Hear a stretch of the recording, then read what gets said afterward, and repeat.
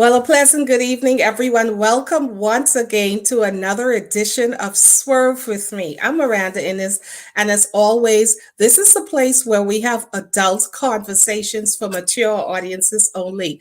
As you come into the live stream tonight, make sure that you share the link. Make sure that you start a watch party. Make sure that you like the stream so that you can let everybody know that we're live and we are on and we are in control. Tonight, I have the distinct pleasure with speaking to a woman of wisdom, a woman who has been through and has overcome, and she has so many life lessons to share with us. Good evening to those of you who are just coming into the live stream. Remember to like, to share it. Tonight, we're talking about a second chance with none other than Joba Thomascina, Bo Mendez. Good evening. It is so good to have you with me tonight, Mrs. Good Mendez. evening. Good evening. It's wonderful to be in your presence. Thank you so very much. Your story, people are just coming in, and I don't want to go too fast with your story, but you hail, of course, from Nassau, Bahamas. You were born and raised in the Kemp Road area. Tell us a little bit Mm. about your childhood back then. What kind of life do you had? What were your parents like? I was born in 1962, Okay. and I was born with a cleft palate. Back in those days, they didn't know how to handle it. Mm, So my dad he didn't know how to handle it. So my grandmother came and took me to Exuma, and I spent the first 2 years in Exuma with her. so tell And us after I had exactly my what is, operation, yeah, tell us exactly what is a cleft palate. What a is cleft palate is when you're born with your mouth open. It didn't form because of maybe lack of vitamins, lack of good health care when the mother was pregnant. okay. So my mouth was open and my palate, it was all the way open. Hmm. And I had to wait until I get 2 years old to get the operation done because the bone have to heal and have to get fermented, strong and form good before they can do the surgery. So life, But life. I'm I, sorry. Go ahead. I had wonderful parents, and they protected me because they didn't want me to cry. Because if I get the common cold was very serious for me. Mhm. But my father and mother, they brought me up with love.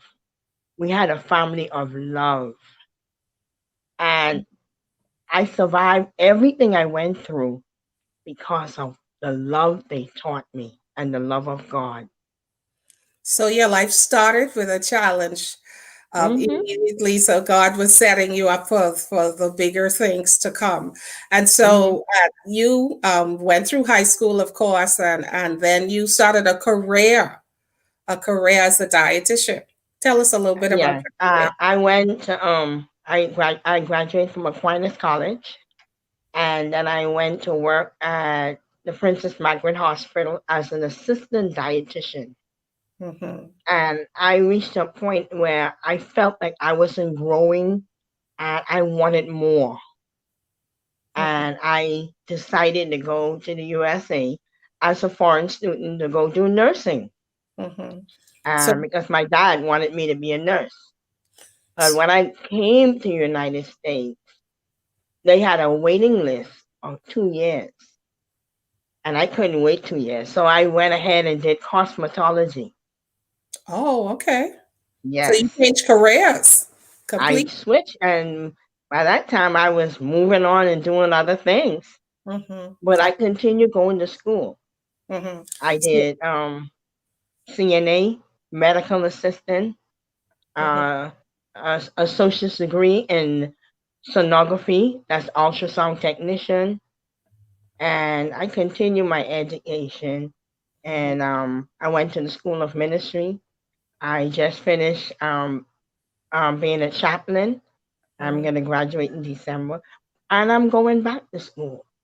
So when you left the Bahamas, you left to further your education, but Yes. you made a bold step that many women do nowadays. And even though you were a mother, you had three children, but you were a Hmm. widow. You were Yes, my husband died.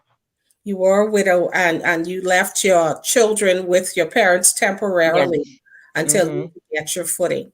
So when your kids came to live with you in the US after you had found employment, when was it that you met your husband, your first husband?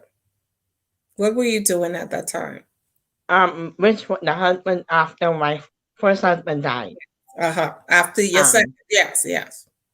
um, I was at the time I was in Miami working as a cosmetologist doing hair, and at I met him at a party. Mm-hmm. I used to cook for my friends, and they invite me to cook for a naming ceremony, and that's the African naming ceremony. So I went and I cooked, and I was cooking all day, and this tall, light-skinned gentleman came, and I didn't pay him no mind. I just looked up and looked back down because I was so busy cooking, and he asked me if anything is ready. I say not now, and I say later on. So I finished cooking and went home to get dressed, take a shower, and get dressed. And when I came back, everybody who was in my circle, they had somebody. They had someone they were dating, but I didn't have anybody. Mm-hmm. And, the music, the reggae music came on. I started dancing. And then he came over and asked me if he could dance with me. And I say, sure. And I love reggae music, and Mm-hmm. apparently he did too. So we began talking, and that's what opened up the conversation between me and him. So you started today. You were immediately attracted to him? I was a little hesitant because here I'm single. I'm in the Miami by myself, and I was hesitant. I wasn't taking this rushing anything. But he said he Mm-hmm. had to leave to go to work, and he asked me for my number. So we exchanged number, and we went on our way. Mm-hmm. And maybe like a few days later he called, but we didn't have no plans to meet until like a month later, Okay. you know, and So that what was a was the first date disaster. like? What was the first date like? The first date was a disaster. Oh my. Um, he was. We went out for something to eat, and we went to his apartment, and we were sitting down talking, and his phone keep on ringing. And I just said something. I said, you need to take care of that before that get out of hand. So, like 5 or 10 minutes, there was a knock on his door. So I said, you better go handle that. I went in the bathroom and I went to brush my hair. Mhm. And I could hear hell breaking loose out there. I said, it's time for me to go home. So was it another woman that was at the It door? was. It was. He said that he had Oh, some lady that washed for him and periodically cooked for him. But there was just that. But apparently, it was more than that. So I mhm, said, you know what? After it calmed down, I said, is it safe to come out? Please take me home. So he mhm. did.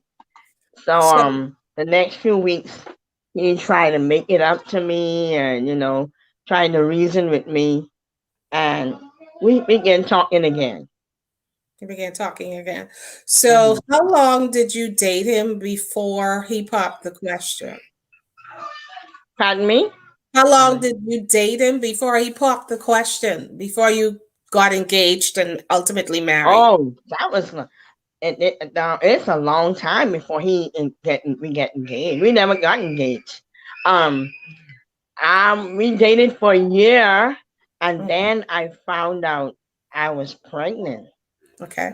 We had dinner that night, and I said I'm not feeling well. I made an appointment to go to the ladies' center to see what's going on with me. I said I'm having real bad indigestion, and I Mhm. have no appetite. And I went to the doctor, and the doctor told me I was pregnant, but he didn't want no children. Oh, so how did He you didn't break want no the children. news He to told me him? to have an abortion. So that morning, the same day, and that morning I found out was the same day we broke up. Oh, okay. We broke up on that So, same day when I found out I was pregnant so because he you said went he didn't through the want no pregnancy. children. So when I found out I was pregnant, I called him and said, I just called to say goodbye. And he said, no, you better get rid of it. If you don't get rid of it, I'm going to beat it out of you. So I disappeared. Oh, wow. Okay. I stayed in my apartment. I didn't go to work. I just stayed in my closet, and I stayed there for 3 days, and I prayed, and I was praying, and then I like had a vision of my grandmother came to me, and she said, "Go and call your mother." She said, "The same God that take care of you will take care of this child." So I Mm-hmm. called my mom, and she said, "Child, what's going on?" I said, "Mommy, I'm sick." So back then in '93, AIDS were like booming. Mm-hmm. Everybody had AIDS and dying from AIDS. So my mom saying, "Are you do you have HIV?" I said, "No, mom, I don't have that." I said, "I'm pregnant." She said, "Well, that's a small thing. If God give it to you, then you must bring it. Me and your father will help you." And they sure did. Wow. So you went through the pregnancy alone. He wasn't there for support or No, anything. he wasn't there. He wasn't there at all. Okay. So when did you reconcile with him that you ended up Um, marrying him? How old was 15 years excuse me, how later, old? How many years? when my son was 15. That he was so you raised your son alone for 15 years. Was his Yeah, father ever involved in his life over those no, years? no. But during that time, I met somebody else, Okay. and he had a stepfather who took him as his own biological son. Okay. Okay. What happened with that relationship that you ended up marrying the father of your son? So what happened with that relationship? Well, after I moved away, and I moved out of Florida, and one day I got a phone call, and he was on the other end, and I asked him, "Where did he get this number from?" And he said he got it from one of my friends. And I said, I can, he said, "I got a divorce." I said, "I'd love to see that." And he drove 12 hours to South Carolina to show me the divorce papers. And you're referring to your son's father. Son's father. Hmm. Okay, which by the way, we didn't mention that he was from Nigeria, but he He's lived from in Florida. Nigeria. Okay, Prince, so Prince of Nigeria. he was the prince of Nigeria. Okay, we want to hear some more about From that. Nigeria. So he drove to South Carolina to see what to meet with you. What was how many years was it that you had seen him at that point that you hadn't I seen him? haven't seen him in a lot of years. Maybe 10, maybe more than 10 years. More than 10 years. And you invited him to come. Did you feel like you had unfinished business with him or something? I feel like we never had closure, Hmm. and I don't know. I just feel like we could. I don't know. I just wanted to hear him out. Okay. Okay. So what was that first reintroduction like or encounter? What was that like? Well, he was nice, and he was being very attentive with the children, and he was nice. But you see, the story says, if you want to know me, come and live with me. You Hmm. know, and when we decided to make it work and started to go have a second chance, he said, "Well, you'll have to move back to Miami." So when I moved back, then things start happening. Okay. So I want to roll it back a little bit. You said he was good with the children. So at that point, had you gotten your three children that your parents had? They were with I you? had no I had I had my son and I had another daughter. Okay. Okay. So You that's had when I another, say he was good with the children. Yeah. so you had another son and daughter, and your children, the other children were still in the Bahamas with your parents. At that time, my oldest daughter from my first marriage, was here, Okay. and my other son had went back to the Bahamas. But my other daughter was in New Orleans, living in New Orleans. Okay. So they hmm were all adults at that point. Yeah, They only were all. one was in the Bahamas Mhm. at that time. hmm You, even though this is the man that had told you to have an abortion, you somehow found it in your heart to forgive him and to reconcile with him, or did you ever forgive him for that? I forgave him, but um, you know, can I be transparent? Sure, that's why we're here. When you're lonely and you're by yourself Okay. and someone giving you that attention, you want to be with that person. You want to try make it work. Okay. But I prayed about it, and sometimes, not sometimes, all the time, you have to be careful, very careful what you're praying for and what you hear, Mhm. because the answer you think you hear might not be the answer from God. I Okay. had to learn that the hard way. Okay. So at this point, when you reconciled with him and he had come to South Carolina to visit, how old was your son, the child that he had told you to abort? How old was the child? 15, no, 14 and a half. And so how did your son feel about that? He he's a quiet child, Mhm. very observant. He didn't say nothing much, but when we moved to Miami, it was a different thing. Okay, so you decided that you were going back to Miami to marry him. Was that the plan? You were going back to Well, we was gonna restore see him? how it's gonna work. Pardon me?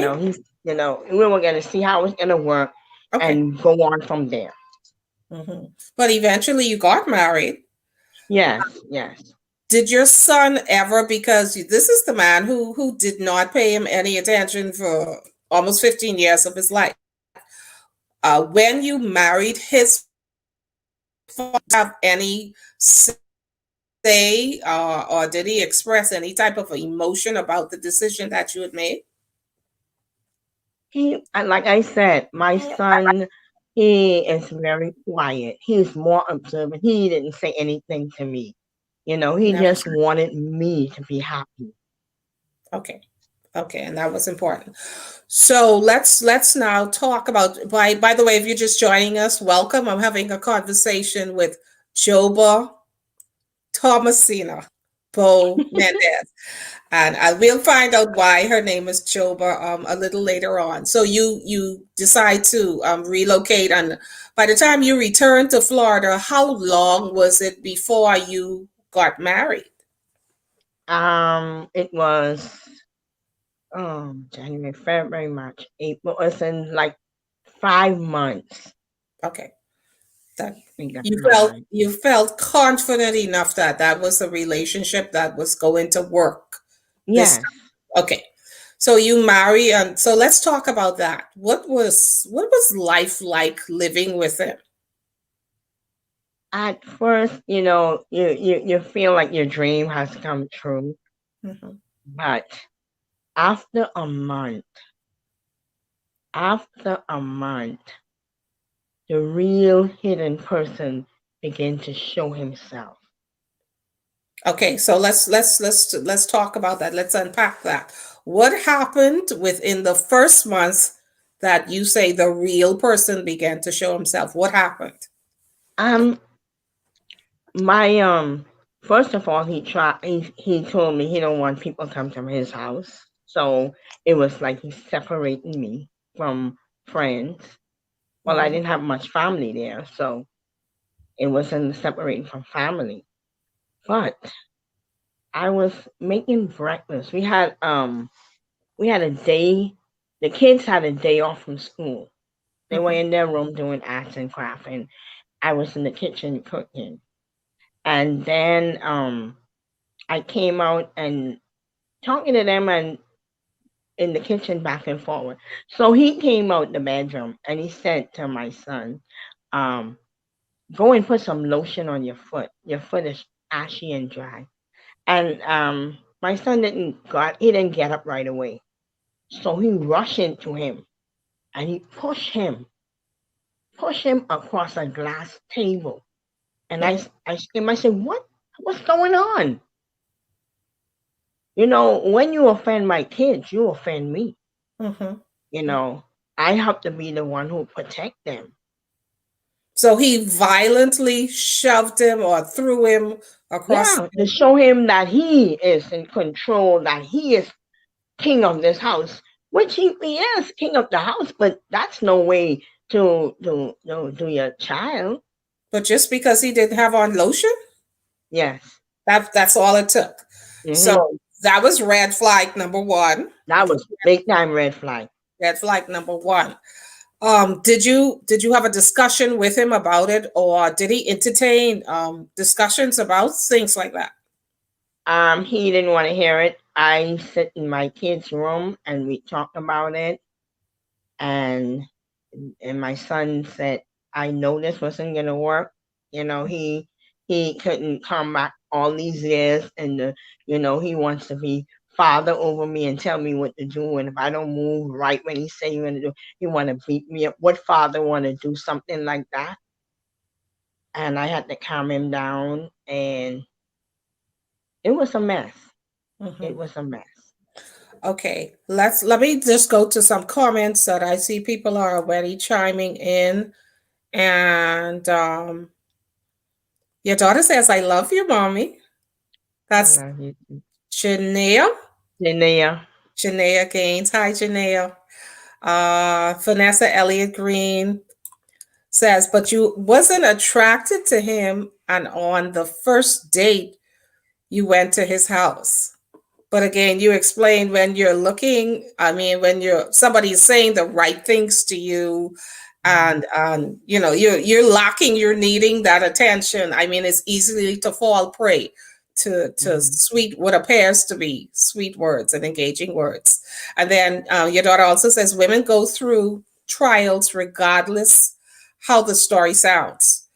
It's called life. We make good decisions and bad decisions that make us Mhm. who we are. Absolutely. Um, yeah. So somebody asked, did this prince from Nigeria appear after 15 years to meet his son for the first time? Yes. So in other words, your son finally expressed himself, because you said he was quiet and he never said Yeah. nothing all along. So Mhm. you finally got to hear his heart. After that particular incident, you did you see him in a different light? Of Did course.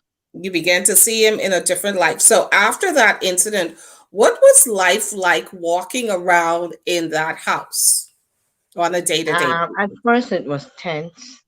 Mhm. It was very tense, and you know,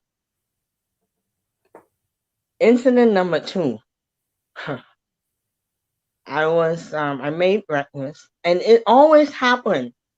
And I come to think about it now. The incident always happened when the kids are home from school. But Like he have to flex himself. before you go any further, what was the time period between the first incident and the second one? Was it Maybe like 3 or 4 months. months? Okay. So what Yeah. happened? And I made breakfast, and then I went to sweep the outside of the apartment. And my sister-in-law from my first husband was living next door, and she told us about the apartment. That's how we got to move in there. So she saw me and she said, "Girl, I don't see you no more. All I smell is your good food cooking. But are you a Martin Day Cinderella?" I said, "Girl, what are you talking about? I be to work, and I take care of my family." So my son brought my phone to Mhm. me, and he said, "That's him calling you." So I said, why? I'm right here. So I didn't answer it. I went inside to find out what was happening. He So, said, so oh, it's before you go on, just so it's clear, you were outside having a conversation outside hmm of your apartment, and your husband is inside calling you hmm on the cell phone. yes. Okay, continue. So I went to find out what was the problem. Mhm. So he said to me, it's 5 minutes past 12. Where is my lunch? Okay. Okay. So I turned around and made the lunch and give it to him. And I said, you just had breakfast. I said, it ain't like you live in Somalia where you haven't eaten for days. Why you Mhm. carrying on like you don't have to call me, to come to the phone to make lunch for you. He said, Mhm. who are you talking to? I said, I'm talking to you. So he put his food down and he came and he slapped me and I slapped him back. But my hands and my strength is not as powerful as a 6'1" man. Mhm. So my kids heard what was going on. So my son came and my son jumped on him and my son went ballistic on him for him to let me go. By this time he was choking me. And my daughter was just standing up there. She was cutting on something. She had the scissors in her hand, just looking. So he finally let me go. He came off me, and my son said, "What kind of man will fight? You're not a man. You hit my mother. You're not a man." So then he turned and said, "I cursed the day you born. I cursed the day you was conceived." You know, Mm. and He responds that way to your son. He hits you. What type of emotional state were you in at the time? Were you in a frenzy? shock. You were in shock. It's shock because now my jaw was shut, was locked. So now I have to go to the doctor because I can't open my jaw. Mm. And I'm in excruciating pain. I was too embarrassed to tell the doctor. Me and the doctor was friends. And she says, anything you want to tell me? And I was too embarrassed, too shocked to tell her that he had slapped me and my jaw was out of place. So then she just prescribed 800 milligrams of ibuprofen for me to take. And when, like 2 days, he see that I couldn't eat, I had to drink through the straw. Then I see a softer side of him, and he said sorry, but Mm. the damage was already done. Mhm. Mhm. The damage was done. After that particular incident, you continue to, because you sound like you cooked meals for him regularly, so you hmm continue to do your wifely duties hmm day to day. Did anything like that ever happen again, or once he apologized, his behavior began to change? He changed for a little while. He changed, and until the next episode. And at that time, we had moved to another apartment and with more space. And he was going to Nigeria for his mother annual of 10 years burial ceremony. And he told me he just said, I'm going to Nigeria next week. Mhm. So I said, really? So he said that I'm a prince. I can do whatever I want. I say nothing. So then he said that he is going to meet his daughter mother. So then that's when I said, whatever you do, be careful because you're married.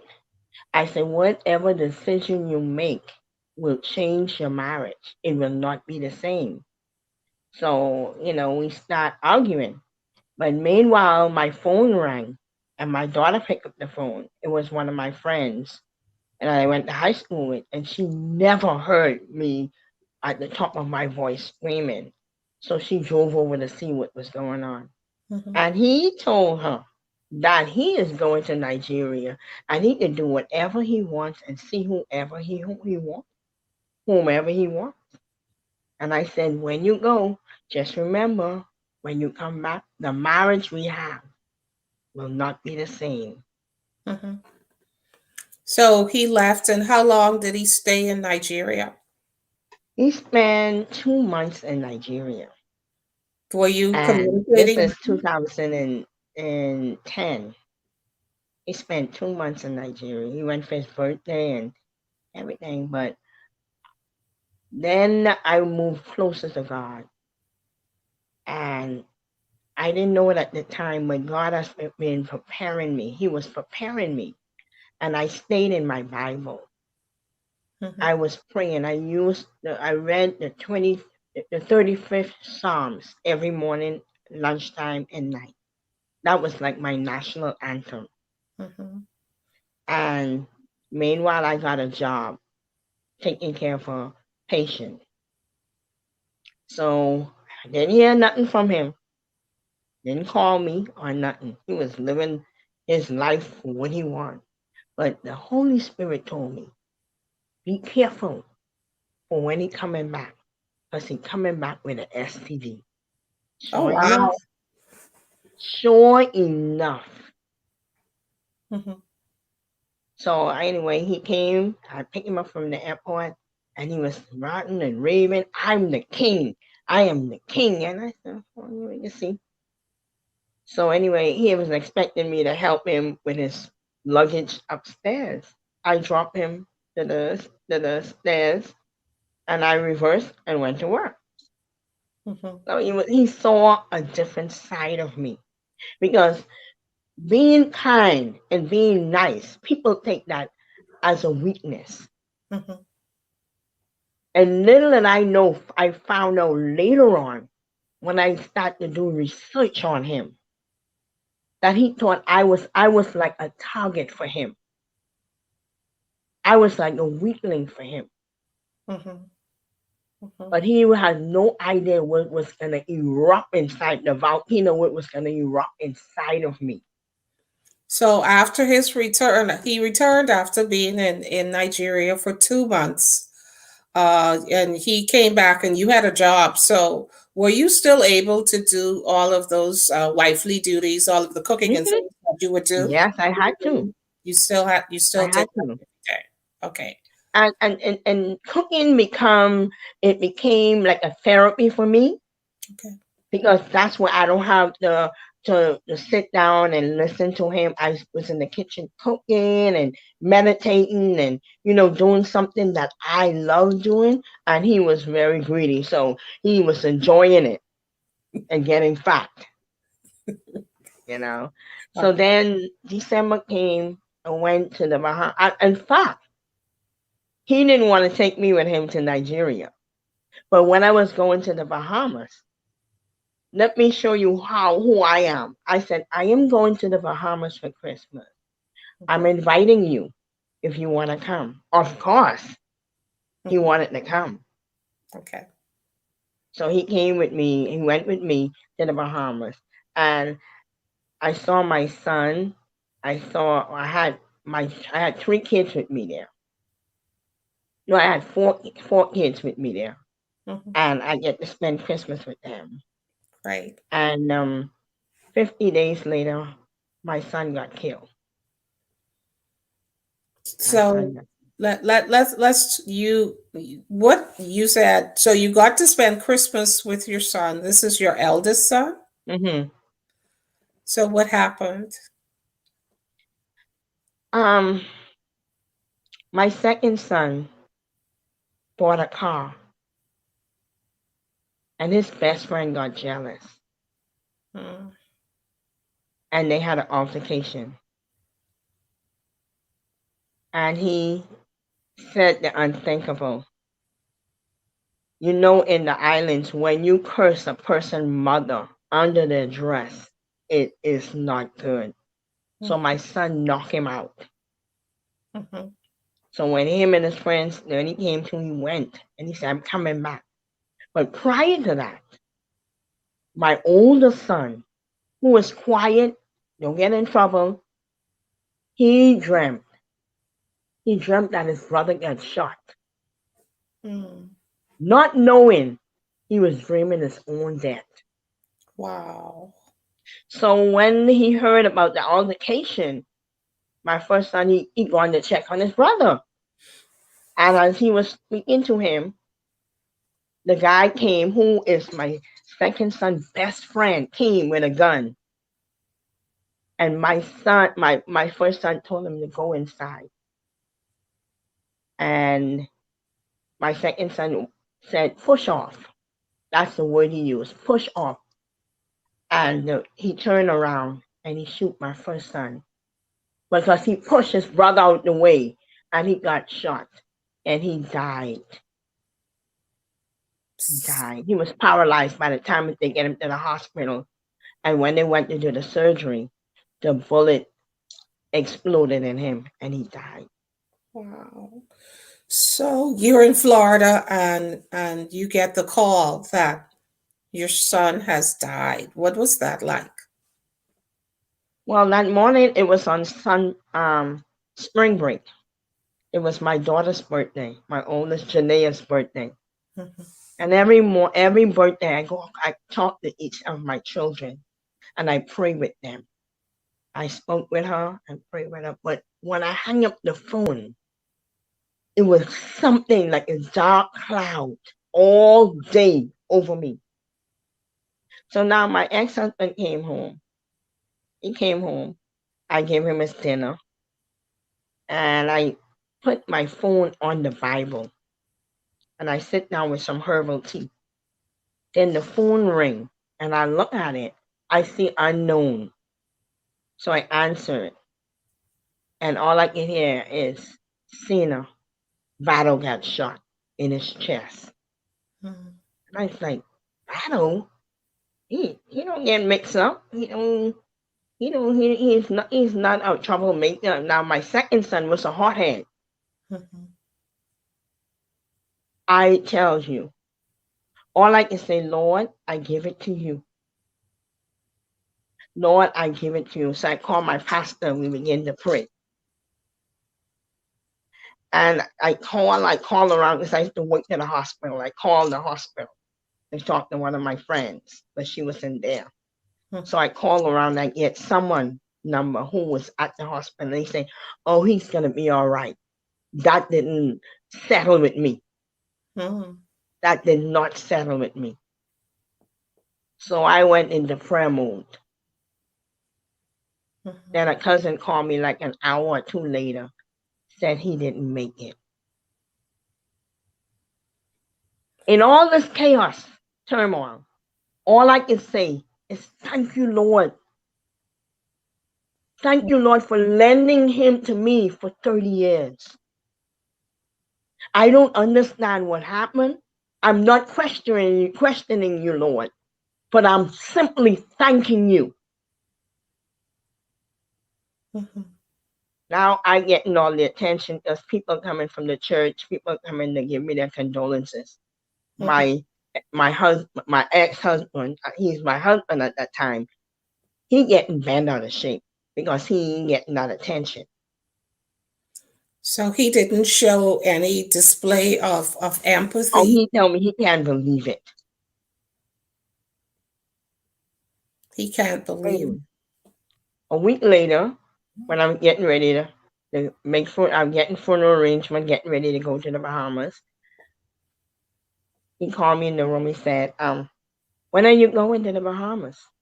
I said, on Friday. So he said, well, you need to move your stuff before you go. What do you mean move your He stuff? said, you need to move your stuff before you go. And I said in return, I don't care about this stuff. I am going to the Bahamas to do the hardest thing a mother can do. I'm going to bury my son. You can do whatever. You're responsible for what you left here. But I'm going to bury my son. Wow. So I went to the Bahamas and buried my son. Hmm. And And I upon. see the hands of God. Hmm. The enemy made a big mess, but God cleaned it up. Hmm. The stories I heard about my son, it gave me goosebumps. How he helped people, how he made himself available to help people. And the one thing that stand out, he used to love animals. If a dog get hit, he will reset the bones. Hmm. He had all kinds of animals. And he had a pit bull. On the day of the funeral, I've never seen this. The dog jumped across the coffin and started to cry like a human being. Whoa. The dog was crying Hmm. for his master. But I can tell you, the puzzle of my life was broken. That puzzle was removed. And I asked God to fill in the space, to Hmm. fill in for the pain. The person who was supposed to be by my side was not by my side. Did your husband, he was in Yeah, he Europe? was not there. Because during that time we were moving, Okay. and God is so great. He left his laptop open, and I was looking for a job at the time, and he left it open, and I saw where he bought a condominium. I saw the closing costs, how much he paid for it, and everything.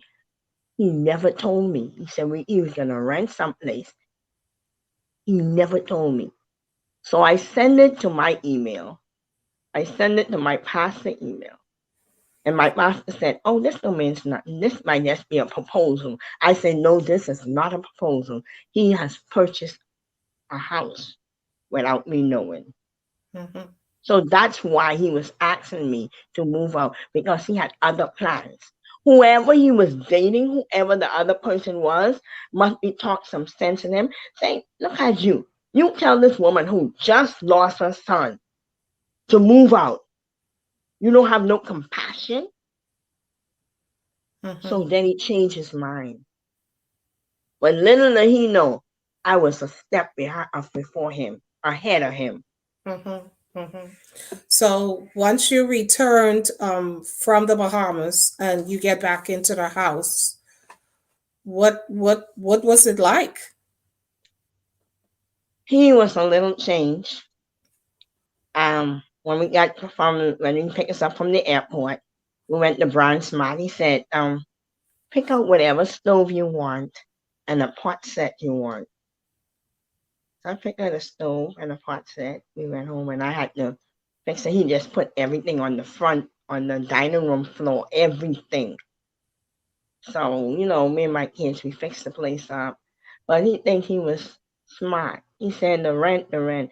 When you rent in a place, you don't buy a stove. Hmm. You don't buy that. That's supposed to come in the house Hmm. when you're renting. When Okay. you buy a house and you want to put a new stove in, that's on you to do. So that's the sign that God was showing me. Look at that. Hmm. Wow. Let's get to a little more of the comments so far. Let's see. Uh, Gayleen Maynard says, "Wow, what a sick, traumatized man." Um, then Gayleen says, "What a powerful testimony." Uh, Charlene Bethel Rose says, "Of your son's death, so sad." Evangelist Chantel Evans says, "Wow, this lady is a walking testimony." And she says again, "You're certainly the epitome of a strong woman." Irma Bain says, "God will pour in the healing balm. I'm so sorry you experienced so much pain." And your daughter, I just love that she's here. She says, "A very toxic man that wants to put out a woman's fire." Okay, but God, instead of dimming that fire, God put a blessing in her belly to birth a new and whole new woman of God. That's a Amen. blessing. Thank you so much for the comments. Keep them coming. So he still doesn't know that you had seen this information that he purchased No. a condo, and you're handling this entire situation with grace. You didn't just go Yeah. popping off Hmm. and exposing, the information that you had. As you go day to day and you're working and you're living with him, what are you saying? What are you praying as you go through the situation? I pray, my prayers were, Lord, keep my sanity. Hmm. I prayed for my sanity. Hmm. And during that time, he was doing so much things. He began to disrespect me. I found out he was talking with he had a daughter in Nigeria. He was talking with the mother. He was building a house in Nigeria. He didn't tell me. Hmm. I don't speak Yoruba, Right. but the power of God revealed it to me. Hmm. And then he himself came and confessed it to me. I'm building a house, and this is what's going on. But inside of me, I'm smiling because he only confirmed what God already told me. Hmm. So now he's sending money to Nigeria to another woman, and the woman is ripping him off. Hmm. So meanwhile, I'm not saying anything because he is the type of person that if you give your advice and the advice is not good and it backfire, he can say you did that. Hmm. You have nothing to do with what's going on, but because you give an advice. So I've learned not to say anything. Because if you say yes, you're a damn. If you say no, you're a damn. So that's when I shut my mouth off. Hmm. That's when I lose my voice. I couldn't say anything to him. I couldn't talk to him. How long were you in that mode where you pretty much was just existing? You're doing your Yeah, duty. the favorite word he used to say to me, you don't exist. Mm. You don't have no rights here. You don't exist. But little did he know, I wouldn't answer him back because I wouldn't want him to physically hit me. I always say, I exist because I am the child of the Most High God and I am wonderfully made. And he Mhm. said, oh, you don't have no family. I had my family. I had even though my mother and father was deceased, what they taught me, what they taught me, they say when you teach a child the right way, they Mhm. will not depart from it. You know, I was in two wrongs to make a right. So I wasn't gonna go up against him. You know, there's a saying, when a bird is looking for a new home, he don't tell nobody. He go ahead and start Mm. preparing for that new home. Mhm. Meanwhile, I'm in bed at 9 o'clock. My son called me. My son is in Canada. He called me and he said, Mom, I'm sitting down and I can't eat my food. And you on my mind. I said, I'm not feeling too well, but I'll be okay. I said, call me tomorrow when we can talk. 'Cause I could never have a conversation with him in the house. What would He he was do? like a Nazi. He hear every conversation. Mhm. So I said, I'll talk to you tomorrow. So I hang up the phone ring right back. By this time, I'm having chest pain. I'm having pain in my uterus, like contractions. Wow. And I say, oh God, one of my children is dying. Mm. When I pick up the phone call, it's 3 years later. My second son would just turn 30 in January. It's March.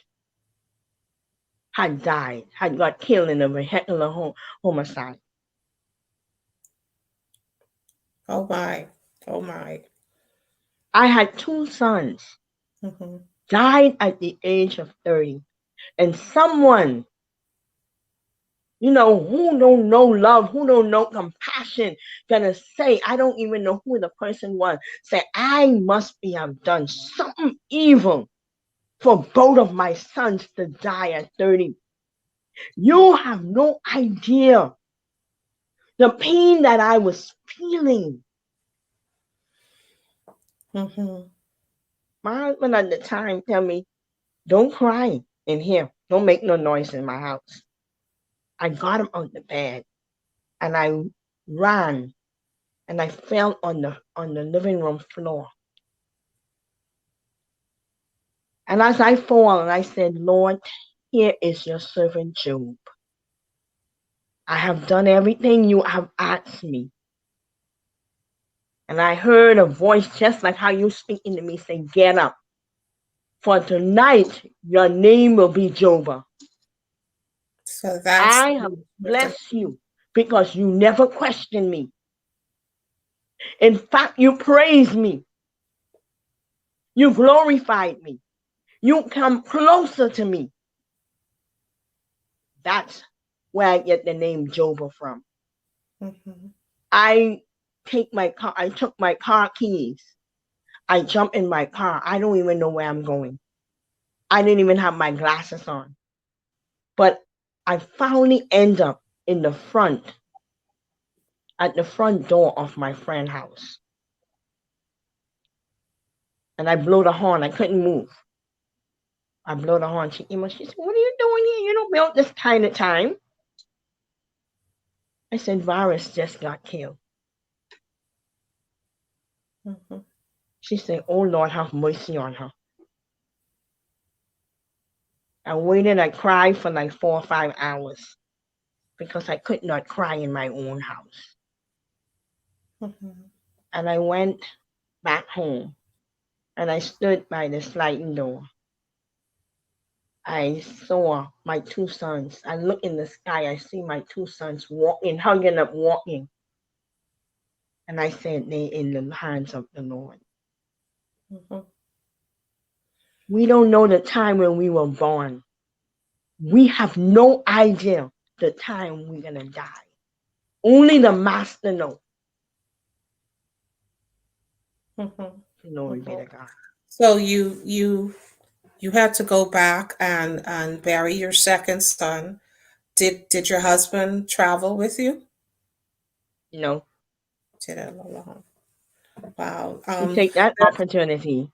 He took that opportunity to go to see the concubines whilst I was out of town. To this day, he don't know I know. Mm-hmm. But someone called me and told me. But I never confronted him. Yeah. I Wow. had to go deal with some serious situation. Mm-hmm. Mm-hmm. So Let's now I let's read have it. to, Go ahead. Go now, ahead. when I came back, I wrapped myself in work. I had 3 patients.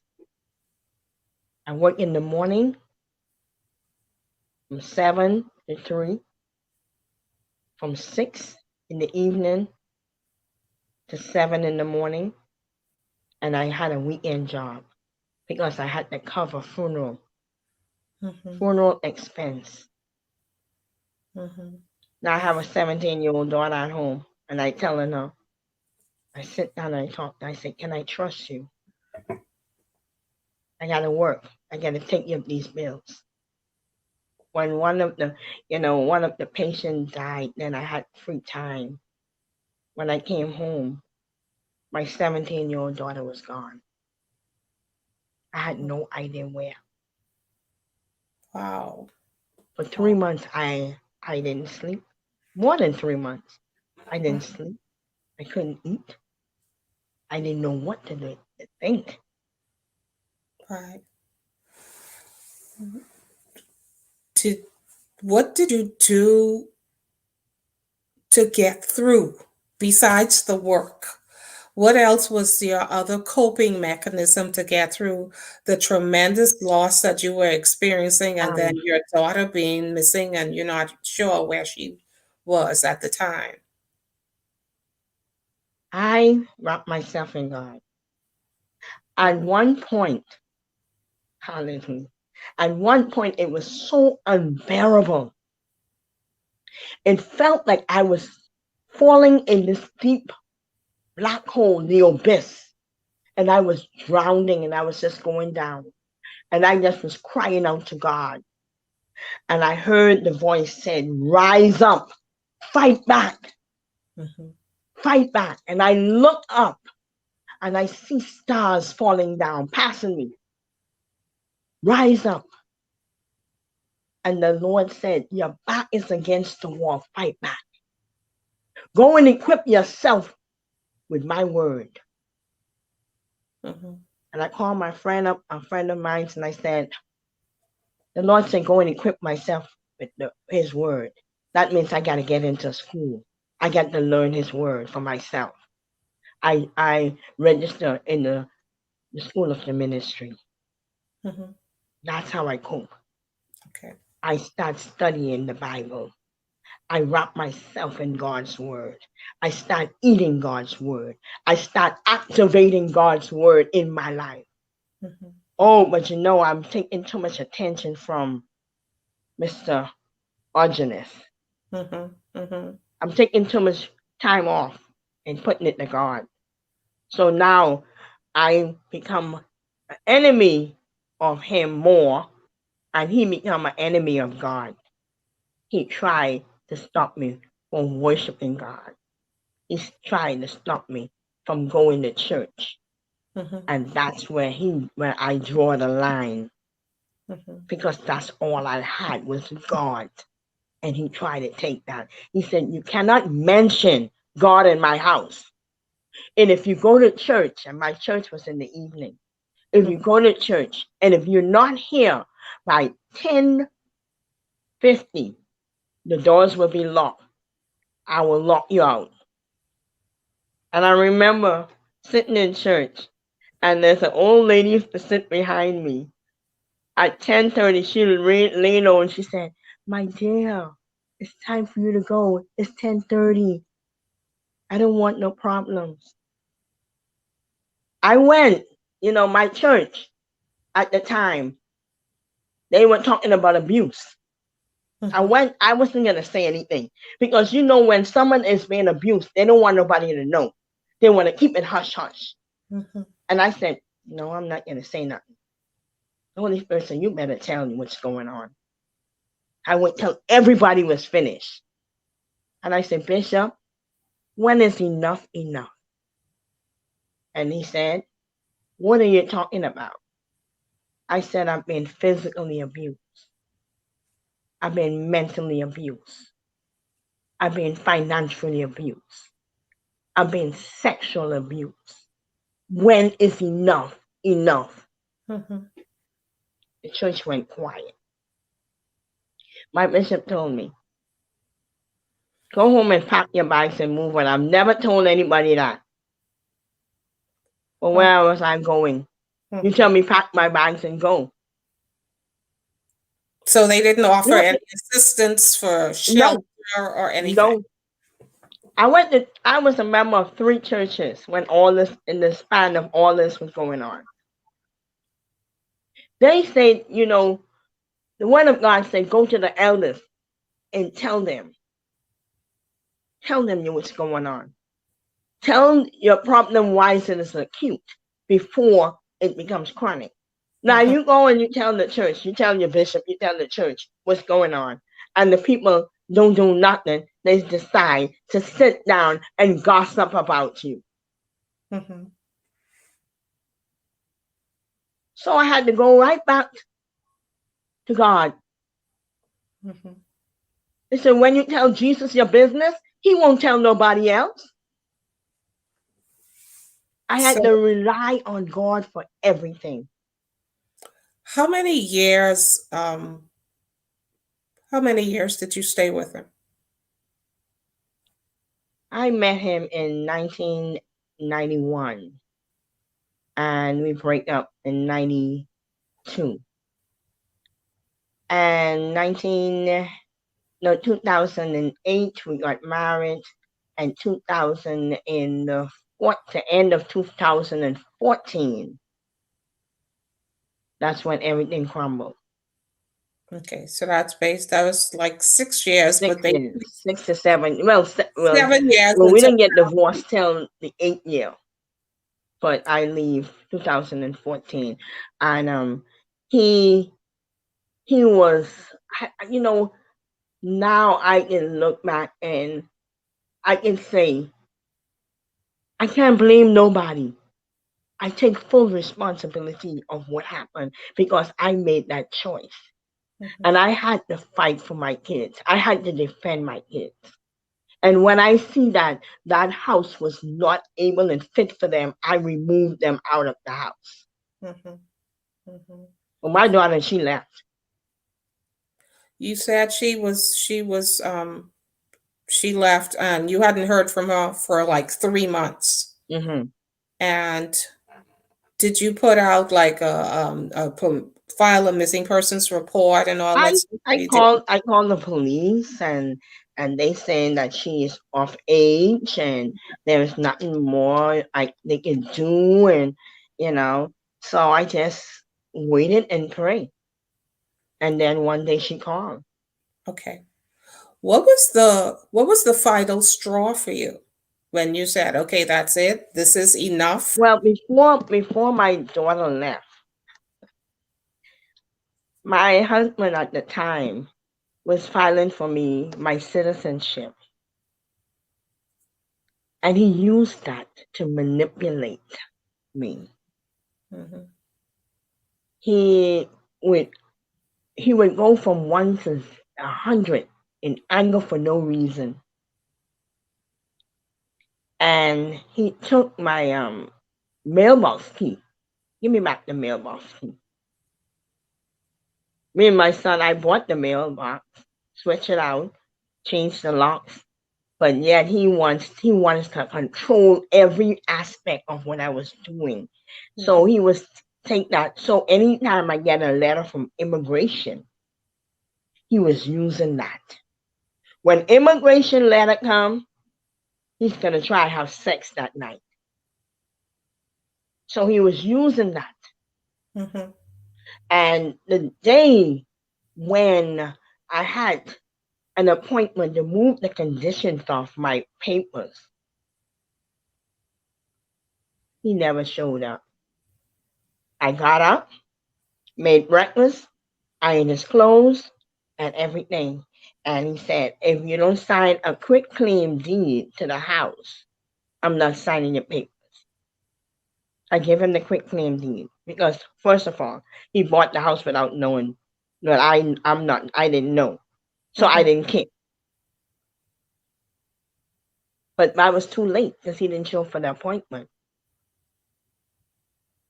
So immigration stopped all my paperwork. They immobilized me. I couldn't work. I couldn't do nothing. Now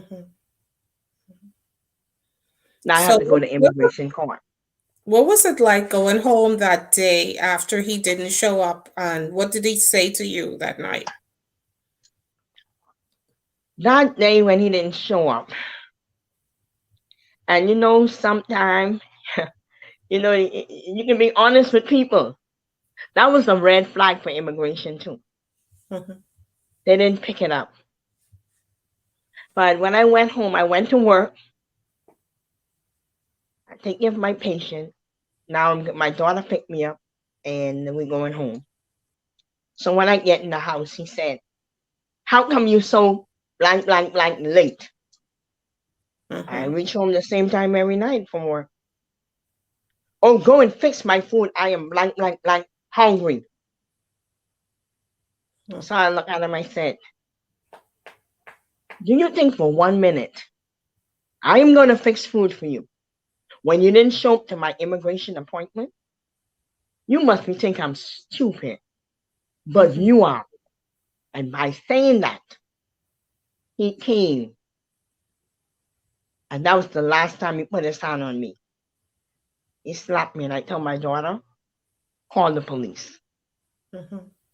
And it was, I would never do that to someone, saying my husband, but I was tired. And it's a good thing I did it. That proved when the police came, though, and even in all that chaos, he could have gone to jail because they were saying after the Simpsons and the murder and all of that, Nicole Smith, they were saying they had to carry him to jail. I said, if he go to jail, he will not be able to work in the medical field. He will lose his job. I didn't press no charges. Now here you are. You are a man working with the mental patient. You are a caseworker for the mental people. Mm-hmm. And you are mentally treating your wife and abusing your wife. I always said to him, you're more mental than your patient. And that was the God's truth. But in spite of how he handled you, you still showed mercy and you still tried to protect him, and not press charges against him so he wouldn't lose his job. Yes. That's a 1 in a million decision to be made. After that incident happened and he hit you, as you said, for the last time, did you begin packing that night, or what happened? Oh, my clothes was packed from my move into the house. My clothes was packed. I never unpacked. Mm-hmm. I never, when I wanted something and I'm going out, I take it out a week ahead of time and wash it and air it out. But I was packed. I never, after my second son died, I never unpacked my clothes. Mm-hmm. Mm-hmm. So So, now mm-hmm. he was trying to get me to go visit my daughter in New Orleans because he was telling people I'm not in the home anymore. I walked out on him. He told his sister that, and he portrayed himself as a bachelor. So now his sister, best friend, I heard that her husband died and she had a lot of money. So she became a target. Mm-hmm. Now he went to Nigeria. His daughter was getting married, but before that, my sister was visiting, and she was leaving, and he came home very happy, ecstatically happy, and he said to me, "Come and give me a kiss. This might be your last kiss." I was in the kitchen. I turned around. I said, "The woman told you she's gonna marry you. She said yes to you." His face dropped. He said, "You're a witch." I'm Wow. not a witch. I deal with the higher power. Mm-hmm. The only reason you are happy because you're gaining something. The only reason you are happy because someone said, yes, they're going to marry you. And you went to Nigeria and marry a woman when you're still married to me. Mm-hmm. And as he went, I prayed. I fasted and prayed. And the word of God told me, it's time to get up out of Egypt. It's time to get out of Egypt. Pharaoh have no power over you. When this man comes back, he's coming back with voodoo. Oh, wow. And my response to the Holy Spirit is like, Lord, make this transition easy for me. Mm-hmm. So when he came back, he was all happy and everything. And I was getting ready for church. And he said to me, you have 2 weeks to get out of here. Mm-hmm. So I said, Lord, this coming to pass. In my mind, I said, oh, this is coming to pass quickly. Mm-hmm. So he said, you can stay until the next Friday. My sister and her friends are coming. I turned around and said, your sister and your friends, huh? I said, are you married to your sister? I said, don't worry. I say people fall out of love. People grow out of love. I understand. I'll be out by Friday. He said, no, no, no, you don't have to go this Friday, the following Friday. Because he needed that person, that slave, to cook. He needed that slave to be there for him to abuse. He needed someone to clean and cook and iron. Then he said to me, can you go shopping for when my sister comes? Oh, And can you really? please cook some of that seafood in goosey? Because I can cook any food, any from any country. I can cook the food. Mhm. And cook it better than the people who come from Nigeria. I said, wait a minute. You say your sister coming? She's Nigerian? That's her staple food? Let her cook it. Oh, he became furious because now I'm not doing what he asks of me. Hmm. This story just has so many layers. Let me just take some time to read some of the comments, and then we'll go a little further. Um,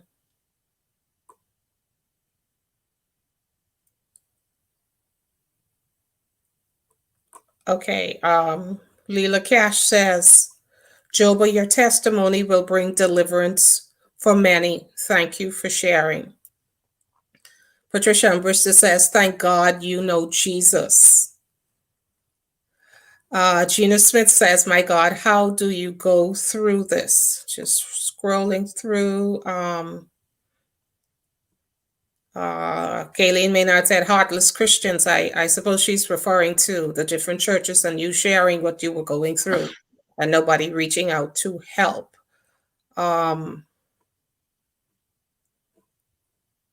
What else is there? Okay.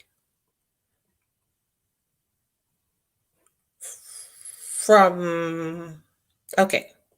Gina Smith says, from day one, Jesus, I can only feel Bain Town coming up in me. Gina, I understand completely where you're coming from. Evangelist Chantel says it's so sad that the church is not adequately equipped to assist persons in that kind of predicament. They don't have to have the physical resources, but they should be in a position where they can make it easier for you, whether that's through a referral, whether that's through partial funding or something, but they should be in a position to always make an effort. That's my positioning, to assist people. And it doesn't just always have to be financial. There are people in the church who may be able to assist if you would only approach them. But how would you know if you never even make an attempt to do it? So Leela Cash says he needed to lose his job. He sounds like a mental case too. So everybody's agreeing that he was a sick man. He was a misogynist. That's what he Yes, was. Um, misogynist. Textbook based on all the indicators that we've heard tonight. He was a misogynist. This happens, Evangelist Chantel says, in a this happens a lot in the Bahamas, even though these are modern times. People abuse and manipulate others for status. And Galen says some African men treat their women like dirt. It is a cultural thing. Okay, so all indications we know that the hands of the Lord were upon you, that you were most certainly operating in supernatural strength and an amazing grace to be able to tolerate it and to still be clear on hearing God's voice, listening for his instructions as you grow. Some of us may not have handled it as carefully and prayerfully as you did. Some people are more emotional than others, even though they are Christians.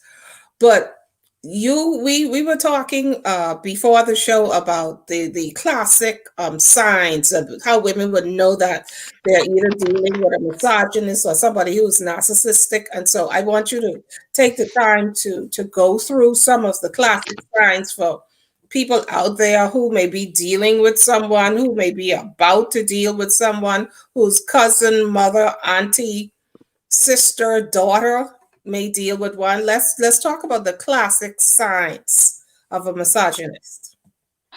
the classic signs of a misogynist. Mhm. They will zero in on a woman and choose her as a target. They will look for someone who is by themselves, not a person who go out like an outgoing person.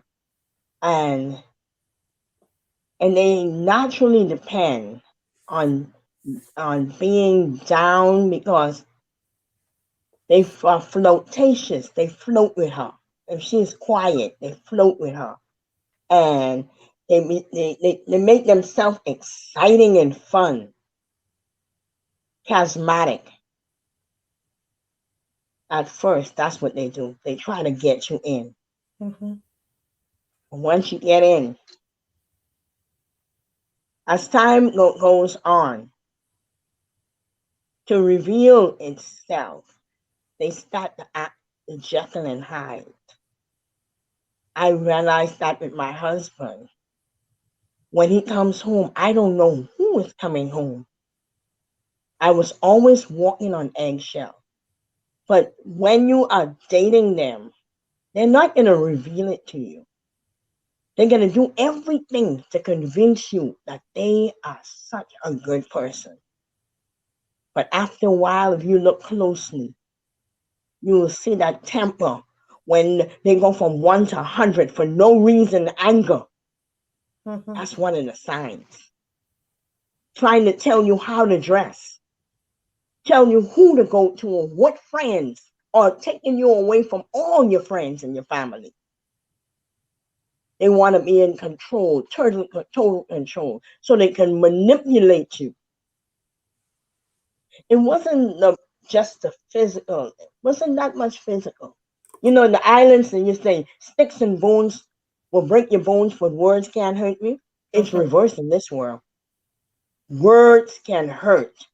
Words take a long time to be erased. When that word or when he speaks down to you or belittle you is in your memory bank, it takes a lot to remove it.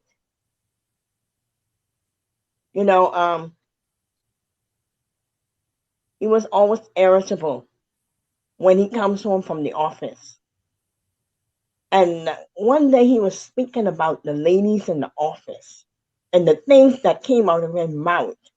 I turned around and I said, you know what? He's going to the office talking about you too. When you're speaking or when you're dating a guy, be very careful what he's saying to you. If he's complaining about his ex-wife, if he's complaining about the relationship he is in, he's gonna complain one day about you. The tables are gonna turn, and it will turn on you. I have this philosophy: always expect the unexpected. Mhm. So when it comes, you don't be too surprised. And one of the other things they like to do, he will promise you things. A misogynist will promise you and never fulfill the promise. If he has a date, he'll have you waiting. If you have a date with a woman, he have them waiting. He don't care. His time is his time. But if he has it with a man, he'll show up on time. He will take your ideas and it will become his. My ex-husband went to school, Miami-Dade, to be a histologist. I sit down, I did all the work. I did the theses, I did the homework. He'll come home and he said, oh, this is your homework for this week. And if I said, no, I don't want to do it, it would be worn to camp. That degree with his name on it, my name should have been on it. And then he want to turn around and say, I'm stupid and I'm dumb because I wouldn't do what he wants. The signs are there. Don't ignore it because you want to be in love with someone. Don't ignore it because you want to be, you don't want to be by yourself. Don't. When you see him start acting cocky and you everything he do and self control, something is wrong. Mhm. Some of the things what was said to me to try to break me, I cannot repeat it on the live line. But I'm writing a book, Mhm. and I'll put all the evidence in it. But when a man try to talk down, the Bible say when a man find a wife, he find a good thing.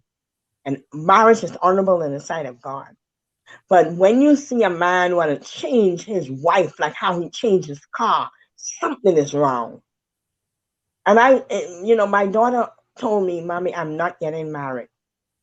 I said, don't do that. Don't neglect your happiness. All men are not like this. Mhm.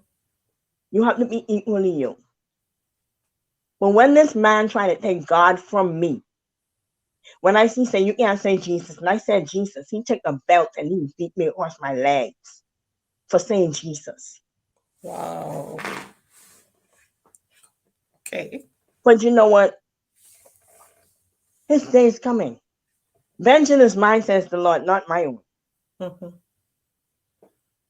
But he was a Jekyll and a Hyde.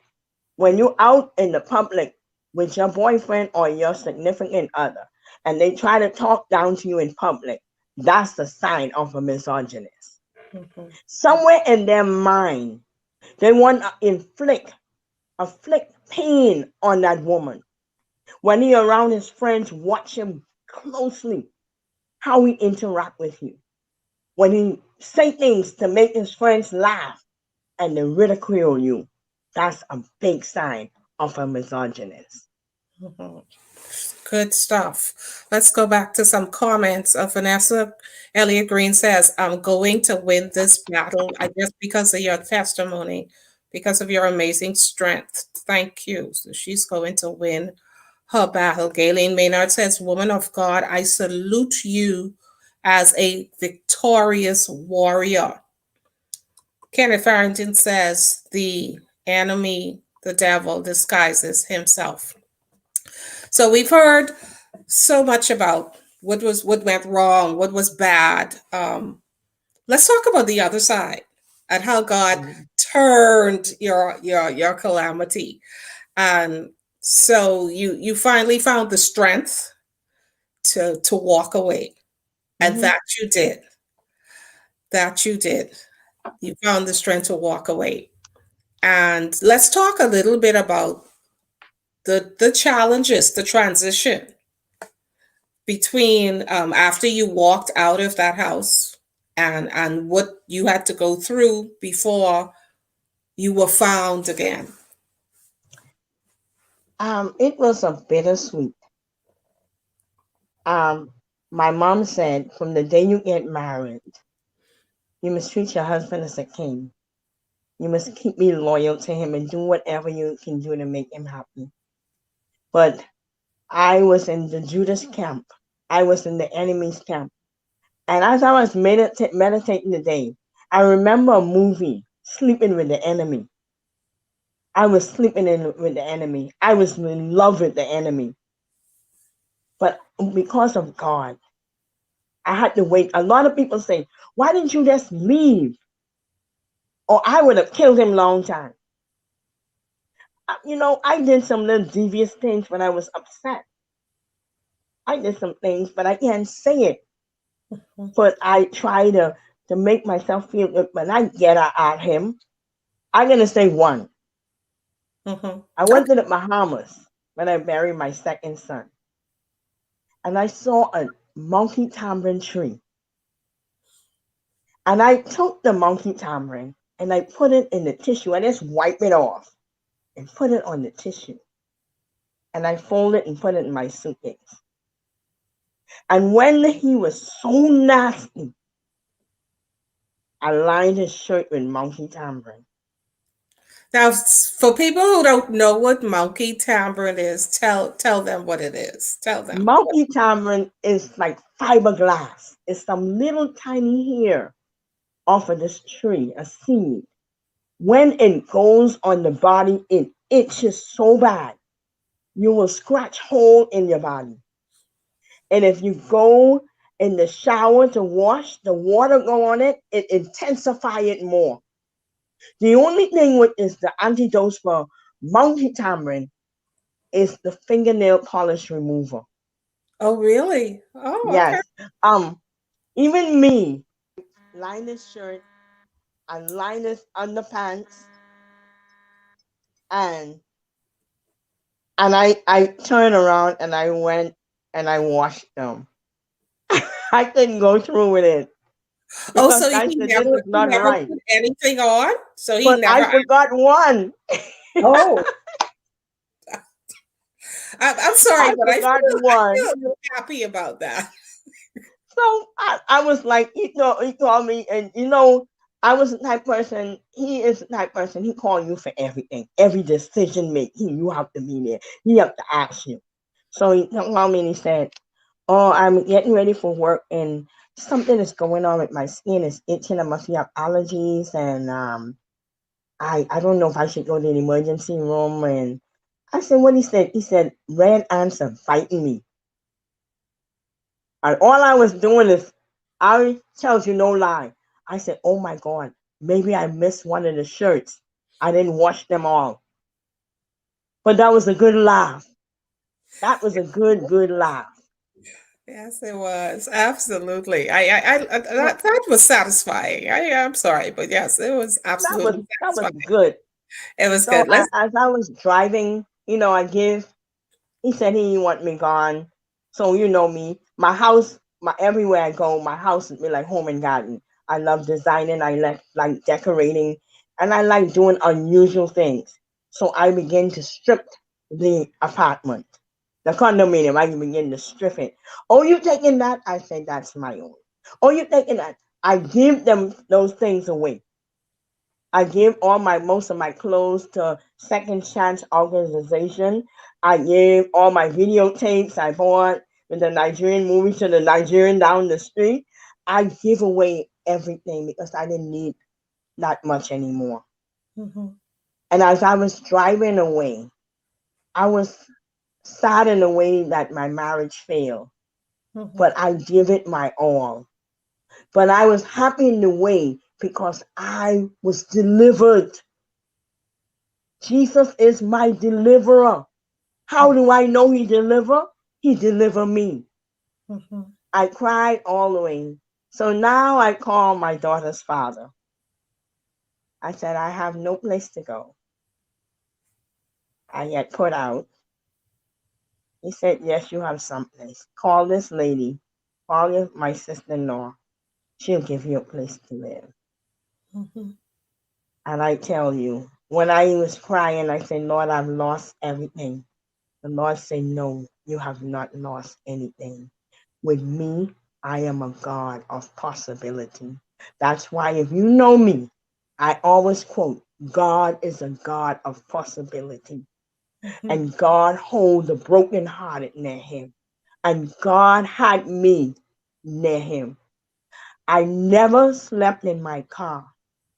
All the friends who call me friends, they turn their back. No one opened the door. No church member, you say, "Go to the church." They sit down and they gossip about me. mhm, And my ex-husband let the whole Miami know he put me out. I mhm, never hold my head down. I am a Bahamian woman.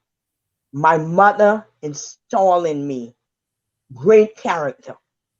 My grandmother installed in me great respect for people. God opened the door. I never sleep under a bridge. I slept in the bed that night. mhm, All my things stay in the car for like a couple of days. And a friend of mine's moved and she gave me the apartment. And my daughter's father paid for it. mhm, Paid for it. mhm, So God will take care of his own. mhm. Let's go back to some of the comments because there's more. There's more. The story has such a beautiful ending. Sarah Crane says most behaviors can be traced back to our early childhoods. It is important to examine our family cycles and break the unhealthy ones. His behavior shows that he had issues with his own mother Mm-hmm. and taught. not to respect women and was taught not to respect women. I'm so glad that you got out and you remain in faith with God. God bless you, Joba. Pressy Wallace says, with God, you are not only amazingly strong, but beautiful.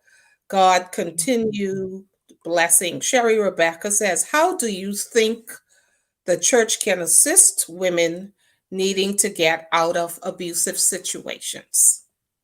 In the case of an abuse, my pastor told me get out, but he never made a way for me to get out.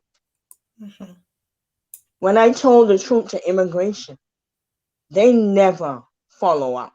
I had to go back into the same abusive relationship for 3 more years. Mm-hmm. The church can help if they find women who are willing to help, not to sit down and gossip.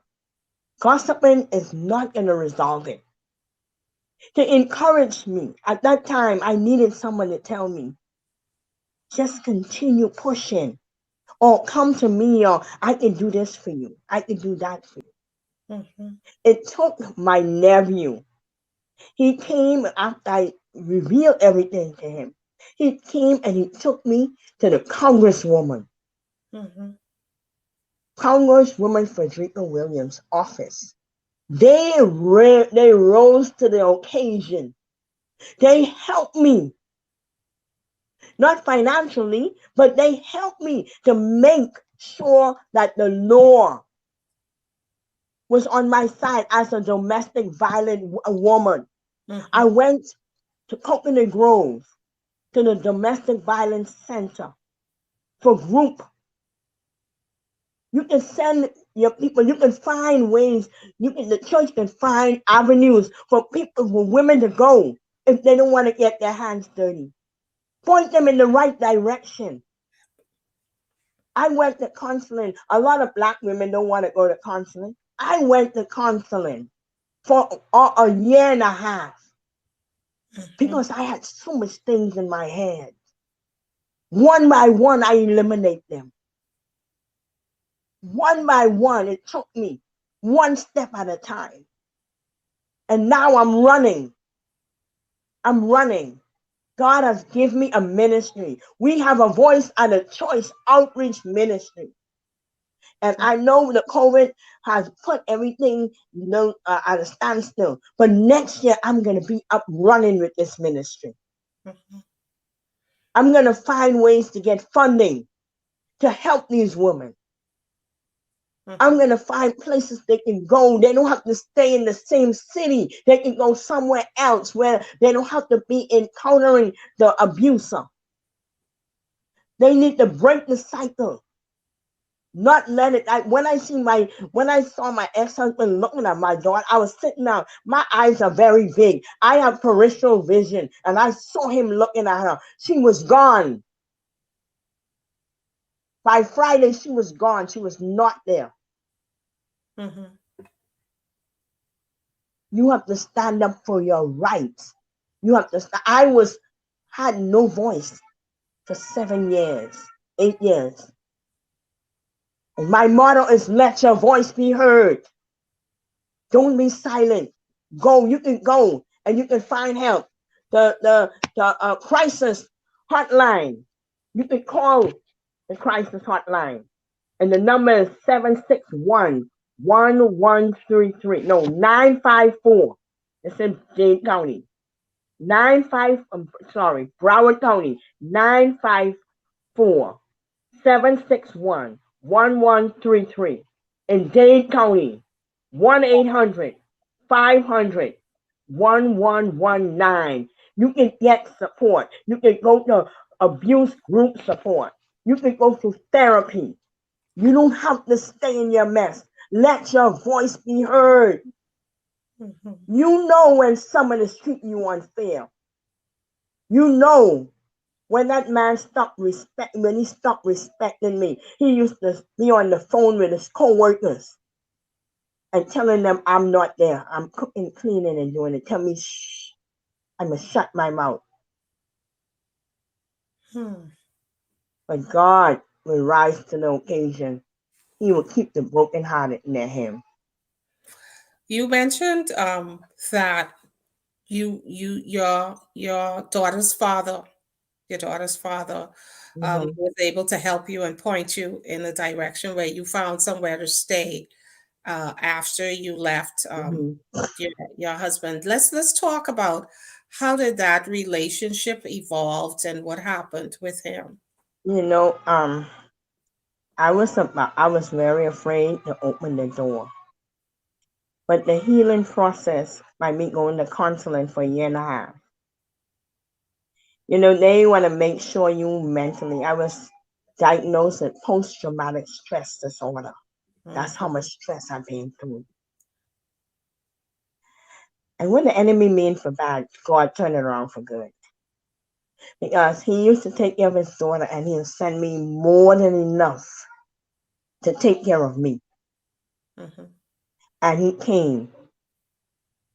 After a while, he came to meet me. It took a little while for me to trust. Four mhm, years. 4 years it took. mhm, And what he said to me, I don't know what you went through. I don't know what the person did to you. But today, your life starts with me. mm. I will not push nothing on you. I will not pry out anything from you. I want to see the smile back on your face. I know you have faith. I know you're a woman of God. And he's been there, full circle. And Mhm, he took the wedding band and he showed me it. He said, this wedding band is not to be broken. This wedding band is not for suffering. If you're supposed to be my helper and I'm supposed to love you, he took me and he showed me three glasses, a glass of water, a strawberry drink, and a grape drink. And he said, when you get married, you're supposed to two become one. And when you put those drinks together, there is no way to separate them. mhm. And I used to call my ex-husband baby, and he acted the part as a baby. Now I call my husband honey because he is the honey from heaven. And I pray, I say, thank God for the honey that God bestowed in my life. Beautiful. When you see a man kneel down and pray, you're not asking no intimacy. You're not asking no pass. You just praying for me. I'm sleeping and I hear him praying in a different language. But God enabled me to understand. He praying for nothing negative, for positive. He Mhm, praying for love. He praying for understanding. He praying for knowledge. What I went through, and I told you this, I went through hell on earth before. I've been to hell. I am not going to hell for a second time. That's why I will serve my God no matter what. mhm. So your divorce was finalized in 2014, Yes, 2014, and 4 years later you remarried. Well, not remarried. I'm sorry. You married your honey. my honey. Your honey. Tell us about him. Tell us about this man that God sent to find you. My honey is a pastor, Mhm, and we dated before. That's why I had my daughter when he was in the world. And I was not a woman of the world. I don't like to go partying and staying on late. That ain't me. mhm, But we separated on good terms. But now I used to pray for him. I used to pray for him all the time. Now he's a pastor.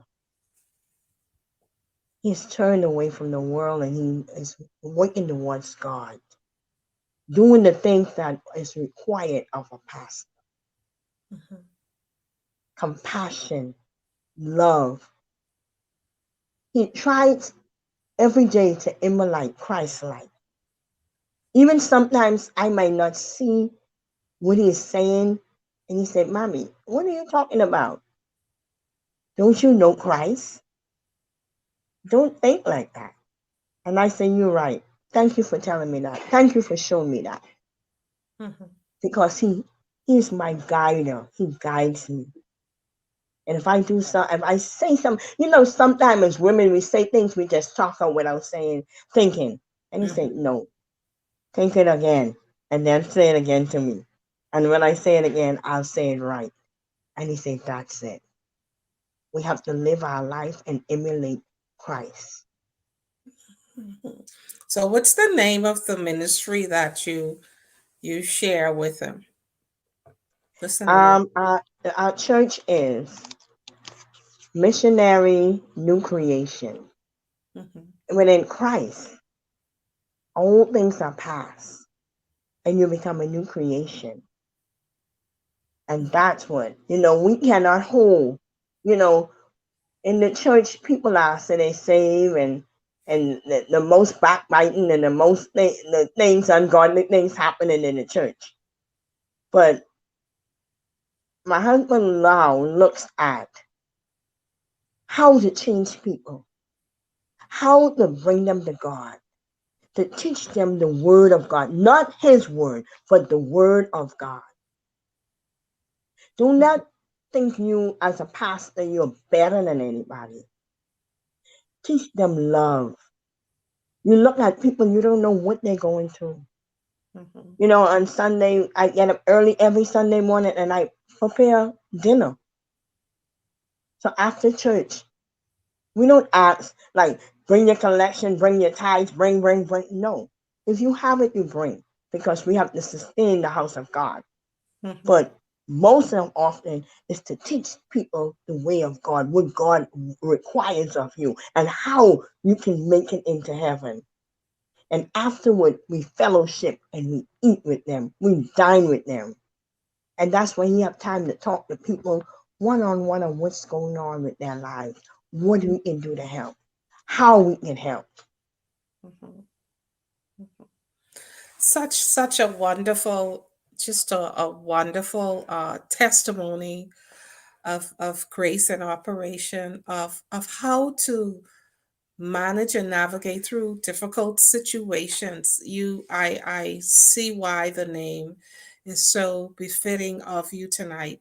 And I have no doubt whatsoever, based on all of the comments that we've heard, that your testimony is going to be a blessing to so many that will watch this program in the days and weeks and months ahead. Let me see, excuse me. So, going back to some comments, uh, Sherry Rebecca says, "Lady, your whole face has changed as you are now talking about your honey." So as you're talking about it. Yes, God is, she says, God is able. A beautiful testimony. Uh, oh, Charlene wants to know what nationality is your husband? And people are Oh, saying, my husband, he is from Dominican Republic. okay, from the DR. Okay, and then powerful testimony. What a difference. You have come full circle. Your life has come Yes, full circle. You've had so many experiences that would have taken the ordinary out. But because of you are extraordinary. And because of the grace that you carry, because of the anointing that you carry, and because God chose you to go through, because he knew that you would not curse him and die. He yes, knew that you would be able to endure and yet praise him even while you're going through, which your life has demonstrated to all of us that are listening tonight. Um, Great story. Thank you for your transparency. That's what Sherry Rebecca says. As we prepare to wrap up tonight's program, what parting words do you want to leave with those who are viewing and will view this program? I want to say forgiveness is so vital. When you forgive those who subject you and does ridicule you and did you harm, the healing begins. And when you find love, the love of God, and when like I tell everybody, if it wasn't for my parents, if it wasn't for their love that they showed me, I truly have become my mom. If my mom was living in the Bahamas, and when you come to our home, she will feed you and then she'll give you a bag of grocery to go. But that love, I'm doing the same thing now. I'm become my mom. But healing becomes easy when you forgive. And I can now pray for my ex-husband, for him to be delivered, for him to have that encounter with Christ, for him to have that peace that passes all understanding. The road may be a little rough sometimes, but when you stand and you let God take control, you can't lose. Mm-hmm. I know sometimes people going through things and the last thing they want to hear is God. But he is the author and finisher of our faith. And he knows the plans that he has for you. The plans to prosper you, not to hurt you. He wants us, and I always say this illustration. When a blind man wants to cross the road, he's looking for someone to take him over because he can't see. Trust God, William. Trust God to take you over because we are blind and we can't see. Trust God to take you over. Mm-hmm. It will get better. God is a God of possibility. He did it for me. He can do it for you. Mm-hmm. Let me tell you, you can be down in the dump and people can discount you. God will never discount you. Mm-hmm. Powerful, powerful words. Once again, you've been listening to Joba, Thomascina, Bo Mendez tonight. A story of a second chance and how God is able to turn your calamity and make all things beautiful in His time.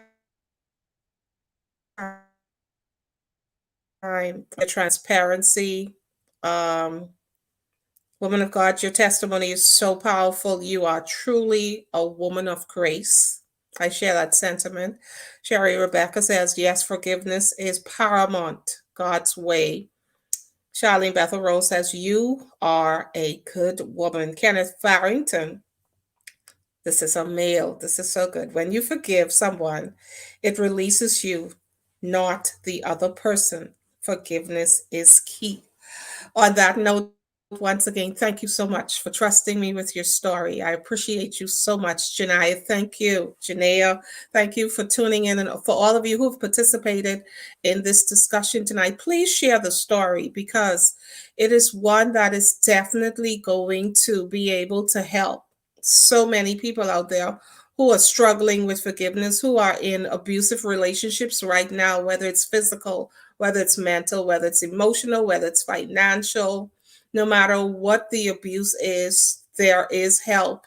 She has shared so much how she was able to endure, how her faith played such an important role in having her here with us tonight. It's been such a delight to have you on this platform and to share it with you. And so, once again, thank you all for tuning in. I'm Miranda Innes. Join us again next week. Thank you, Janice Johnson, for introducing us. And join us again next week. By the way, before I go, on December 20th, which is a National Women's Empowerment Day, I will be hosting. Pray for my voice. I've been talking and coaching a lot, like every day consecutively for like months. And my voice is getting tired. But I'll be hosting an event on December 20th called Embracing the Power of Now. So I'm inviting you in advance to mark your calendars. It is going to be a night where I am going to push people into their destiny. There's no doubt God has given me a specific word to share for those who will tune in. And in addition to that, I have invited some of my friends to come and share their positioning. So it's going to be a night filled with so many testimonies of people who have gone through, who have come out, who are pursuing, and who are not allowing the conditions that surround them to hold them back from what God has destined them to do, or rather predestined them to do. So that is my invitation to you. I'll be, of course, promoting December 20th at 8 o'clock, Embracing the Power of Now. Please join us. Oh, one more thing. Charlene Bethel Road says, are you from St. James Road? Yes, Are I you from am. St. James? She said, yeah. All right. So, okay. She says, I know her. We used to be neighbors. Wow. Okay. So y'all need to hook up and get Yep. reacquainted. Charlene Bethel Road, Joba Thomascina, Bo Mendez. Thank you so much for tuning in once again. Yeah, so that's it. That brings to a wrap. Vanessa, thank you for tuning in. That's my girlfriend from college. We just reunited this week, and thank you so much for participating and lending your voice to this conversation. I appreciate you all. I'm Miranda Innes. Have a wonderful week, and remember to swerve with me again next week. Same place, same time. Good night, everybody.